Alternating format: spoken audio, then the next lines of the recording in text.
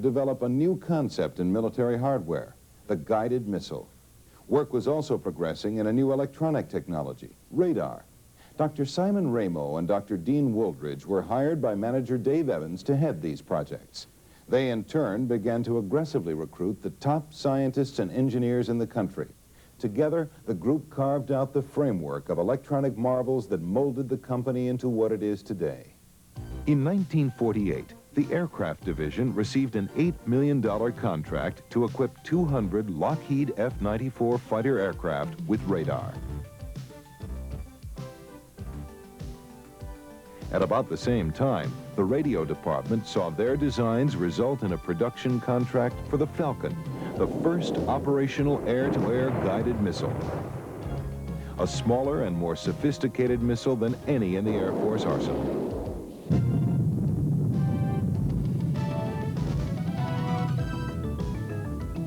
The technical synergism of radar and missile guidance systems led to the development of an integrated avionics package that combined navigation, communications, interception, and fire control systems. In 1951, a manufacturing facility for missiles was built in Tucson, Arizona, and explosive organizational growth was the norm throughout the company. By 1952, the sales of the Aircraft Division surpassed those of the parent organization, the Hughes-2 Company. There were 15,000 employees, 1,000 of whom were the top electronics engineers and scientists in the country, perhaps in the world. 1953 was a critical year for the Aircraft Division. In response to his concerns about managing so many diverse business interests, including Hughes Tool Company, RKO Studios, and TWA, Mr. Hughes designed and implemented a reorganization plan. Most of the Aircraft Division was incorporated as a separate company called the Hughes Aircraft Company. At the same time, the Howard Hughes Medical Institute was created.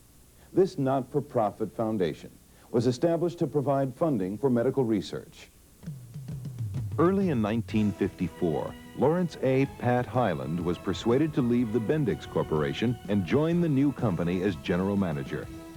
Under Mr. Hyland's leadership, the company prospered. He instituted a policy of decentralizing decision-making to the operating level, where the actual work was being done.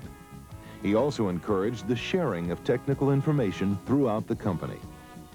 By 1959, Hughes Aircraft Company was ranked 11th among defense contractors, with $350 million in sales and a workforce of over 20,000.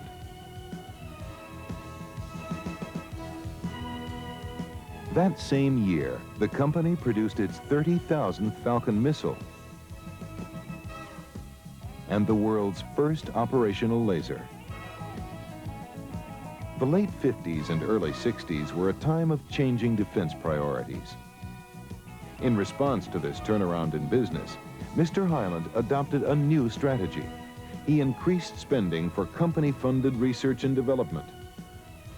The idea was to create a broad base of products so diversified that the cancellation of one or two contracts would not cause a significant impact on company operations. Mr. Hyland's plan worked. During the following 2 decades, new products poured from the inventive minds of the Hughes people. SYNCOM, the world's first spin-stabilized geosynchronous satellite, was built and launched. The TOW missile was delivered to the armed forces. The Surveyor spacecraft made the first soft landing on the moon. The Maverick air-to-ground missile was designed and produced.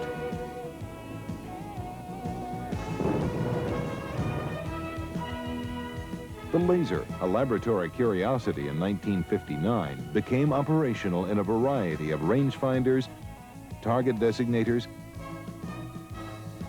and fire control systems. And Hughes-built satellites relayed communications and beamed back pictures of the Earth from space.